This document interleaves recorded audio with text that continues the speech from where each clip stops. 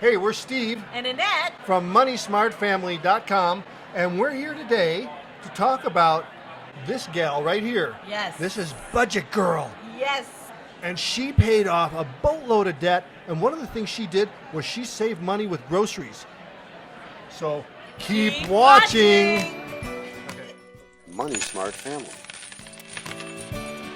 Today we're with Sarah Wilson, known as Budget Girl, and she's going to share with us how she saved money on her groceries, and that helped lessen her weekly, monthly expenses, so she had more money to pay off her debt. Yep. But before we start, make sure that you subscribe. Make sure, I think my voice is changing.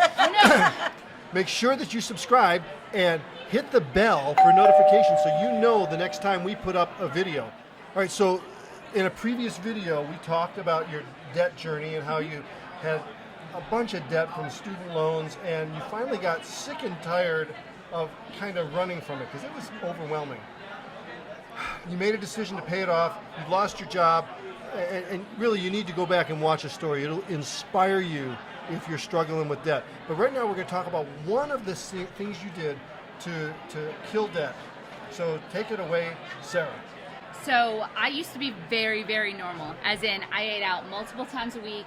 I would go to the grocery store. I, just think in my head, like, what do I want to eat for the next couple of days, or for dinner tonight? I'd go to the store, buy all the ingredients, come home. Half the ingredients go to waste, and I was honestly spending about $500 a month on food, which is close to the national average, I believe. Well, the national average when you're single, It's probably higher now, though. Yeah, I think it's higher. When you have a family, it's $200 to $300 per person. Yeah. But that's because you're cooking for multiple. But a single person, and usually singles are spending that much on groceries, and then they're still eating out. Yeah, and they're still eating out. So I used to be so normal, and I realized that when I was trying to get out of debt and I was looking at what I was actually spending, and I realized that so much of it was on food. So much. Like, I probably went to Taco Bell 3 times a week, and that's neither healthy for my wallet nor my waistline. So meal planning and making sure that I did some dedicated things to save money on groceries was honestly one of the keys to my success on that, because instead of spending $500 a month on food, I spent $200 a month on food. Wow. And let me interrupt for a second. Awesome. So you already had, though, a budget system set up, and you were working on a budget, so you were managing your money, right? Well, I was trying to. When I first started out, my expenses, you set a budget, but you don't necessarily follow it. Once you actually put in, you have to log all of the money that you're spending on food, you realize how much it is. And I was like, all right, no, this has to stop. Okay, so you were a beginner So budgeter. it takes a while to figure out what you're actually spending, and then how you can decrease it. Yeah. And I always say that frugality is a muscle. You're not born with it. This is something that you learn. So if you are right now having problems keeping your grocery budget down, please do not get discouraged. Do one thing this week to help aid you, and then add on, because you will get stronger and stronger and stronger at it. And I was able to cut my grocery budget down and down and down over the years of my debt payoff by learning new strategies and learning how to cook better and learning how to shop on sales and buy in bulk. But you can't just wake up one day and do all that. So what was the first thing you did to cut your grocery bill? I quit eating out. Okay. Wow, turkey, or that's did you go? drastic, though. If you're doing that several times a week, that's drastic. It was, and that was not fun for me. But once I quit eating out, I was like, oh, I should probably start grocery shopping intentionally. So you cut eating out dinners or lunches and dinners? Everything. Or everything. Cold turkey. Man. Did you use a crock pot because you were working full time? I did sometimes. I would also make large batches of meals, and I freeze them. I would freeze them, and I would also make something on Sunday and eat that every day during the week for lunch. So I'd have that, and then I'd mix it up a little bit. So I'm debt-free now. I make more money than I need. I'm very blessed. I still bring lunch to work every single day. Yep. I will not buy it. It's a new habit. I will not buy lunch out. It's a total waste of money. Right. The step 2 was shopping once a week. How many times were you going before that? Just, every day. Every couple of days, whenever I decided I wanted food, it was kind of whatever, I felt like, whatever you feel like. You see a recipe on the internet, you're like, oh, I feel like chicken tonight. I have steak in the fridge, but, whatever. Actually, I never so I'm had going steak. to interject here, because Sarah said just by paying a little bit of attention to her grocery bill. It was $500, and by employing some grocery strategies, she got her grocery bill down to $200. Over a couple of years, though, I went down. I figured out more ways to utilize. But that's more than cutting your grocery bill in half. And that's why we wrote this book, Cut Your Grocery Bill in Half. Because we believe if people pay even a little bit of attention to what they're doing with feeding themselves, their families, their households, they can literally cut their grocery bill in half. So let's just take an average. Let's say the average family of 4 is spending $800 a month on groceries. Cutting it in half means $4,800 more a year that you have in the bank, or that's discretionary money that can go towards paying off debt, retirement, vacation, all that stuff. This is a big deal, and it's not that hard. So let's continue. You're so probably you started eating your vacation money. I'm just going to say. So once I started shopping once a week, if you're only allowed to go to the grocery store once a week, you got to do a little planning to make that a viable trip. But you also have more time.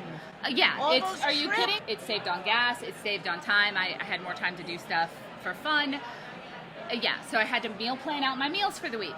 So I'd make one thing for lunch for the week, and I'd cook that usually on Sunday night, and then I'd plan 2 or 3 meals to eat throughout the week, planned leftovers. So to make those decisions on what I was going to eat, I used what was on sale, which is also hugely key. And I know you guys talk about that in your America's Cheapest Family book. Right. She read that book. I did. It was amazing. This was one of the books I read when I was starting to try to get out of debt, and I went to the library and I checked out every book I could on money, and this one had really great actionable tips that I could use to make a difference in my finances. So planning meals around what's on sale, you're starting off with items that are 50 to 70% discounted. Yes. And that's a huge jump right there, instead of buying what you just feel like eating and paying retail price. Yeah. Well, oftentimes if you just kind of disregard what you feel like because you say you have a meal prep plan, amazingly, when it's time for dinner, if you have something planned, you'll be like, that sounds good. I'll eat that. Yeah, because so often we don't know what we want at night. Like, we wait until we're so hungry that it's like, I will eat this microphone. Exactly. And then it waits too long. If you know what you're going to eat that night, it saves you time, it saves you money. Yes. I now do a meal plan where I make 5 meals a week, and then I do a leftover night and an eat out night.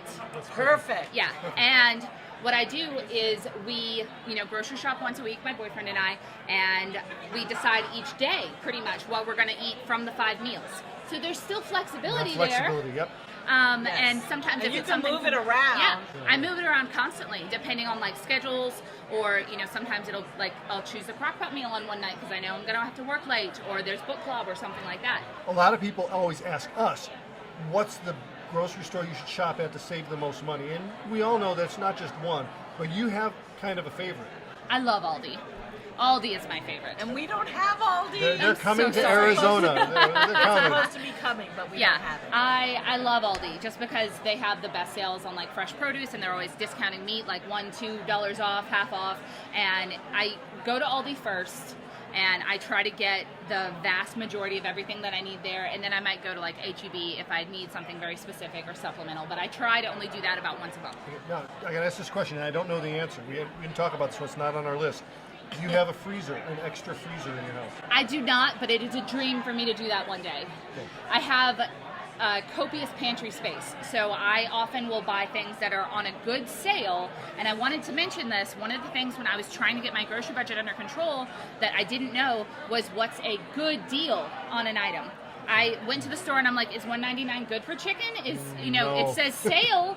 It says sale. Is that a good deal? So it's good for the grocer. It's crazy. So what I would do, and I don't do this anymore because I now have a mental catalog of what's a good deal for things, but I would keep price lists.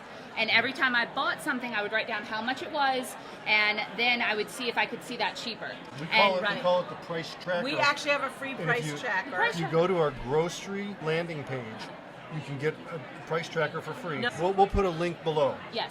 So that seems like a lot of upfront work, and I kind of swayed away from it for a while, but I didn't know how much things are supposed to cost, so I didn't know what was a good deal. Right. Once I knew what was a good deal, I stocked up on things when they were a good deal, and then it allowed me to stretch my dining dollars further. That's awesome. This is going to help you. This is not rehearsed. Buy a used freezer. You've got to. It's This book talks about how you can. I know. I've read that book. How you can get a used freezer and not get burned. Okay, look. Because sometimes you don't want to buy one that's 4 years old. I buy everything used. Okay, so here I'm going to give you guys a tip along with Sarah.